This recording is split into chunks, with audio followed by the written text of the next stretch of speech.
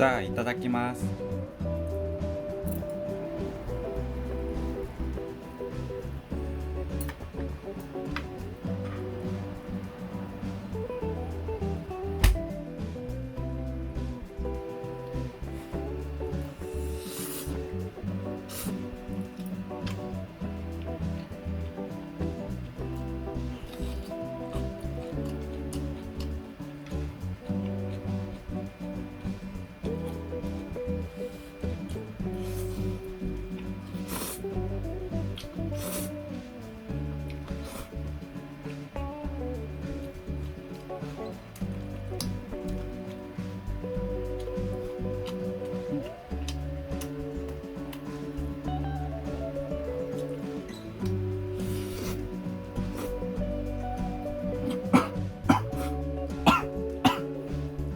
やっぱり私はブルダックボクメンの味自体は好きですね。だけど辛さに弱くて、翌日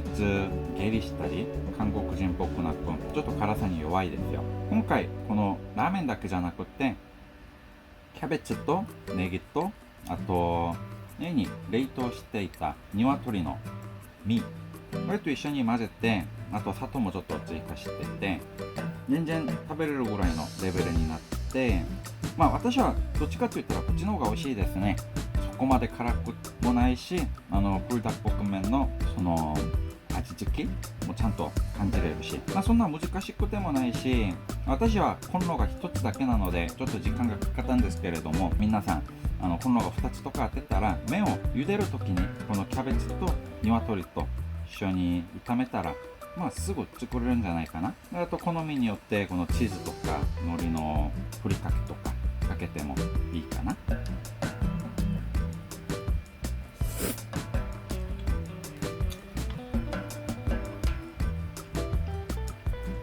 もし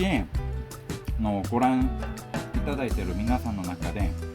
この鶏とかも入れたいけど、やっぱり元々のブルダックボクメンの辛さが欲しいっていう方たちは、その一般のブルダックボクメンじゃなくてヘックブルダックボクメンっていう辛さが2倍のやつありますね。それとやってたら普通のブルダックボクメンの辛さと一緒にタッカルビみたいな感じでも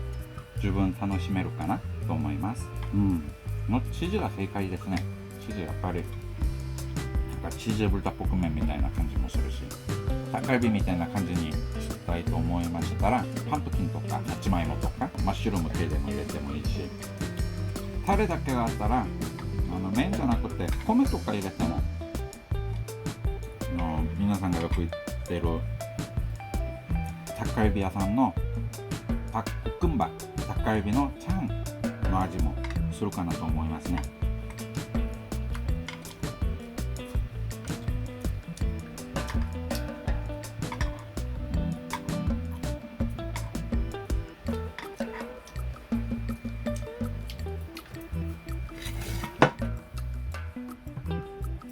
でもやっぱりこうしても最後は口の中に辛みは結構感じられますね。でこの時点で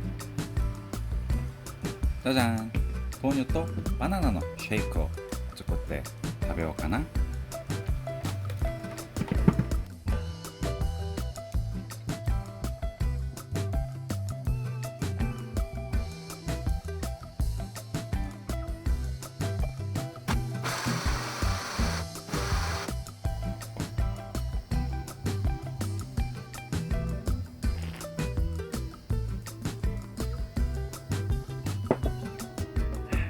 乳製品が入ると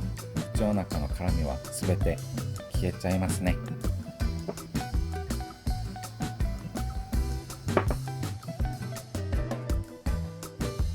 じゃん。